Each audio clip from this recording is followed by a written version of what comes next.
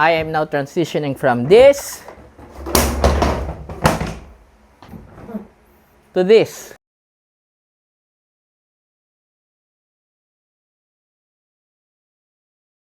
Sa top box, and meron akong pwede ko siyang i-padlock for extra safety. And then, nandito yung aking mga batteries, focus puller, more batteries. And then, the charger din pala.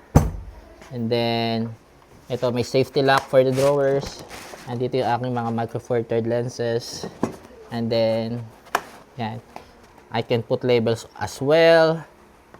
Tapos dito sa second drawer ko, andito yung mga aking extra cables. HDMIs, DC, and there's also an option for dividers.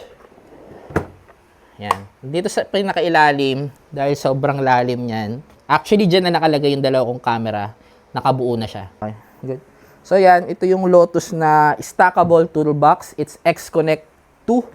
What I love about this stackable toolbox is sobrang yung height niya, match sa akin. So, pwede akong mag-setup dito ng camera, pwede kong patungan ng director's monitor, pwede kong patungan ng, may safety latch here, remove ko lang, and then sa other side, to remove the top box, and then ito, again, ito yung drawer natin.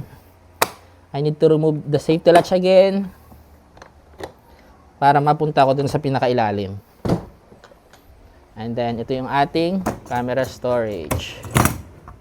Meron siyang top handle, DD monitor, meron siyang middle tray, removable. As of now, wala pa akong maayos na divider or padding sa gilid. Pero papakustomize natin yan. Pero sa loob, may kita mo, naka-assemble na yung buong camera. Huhugutin ko na lang. For now, foam paddings lang.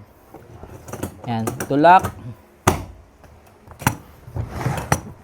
Other side. Yan. Lock.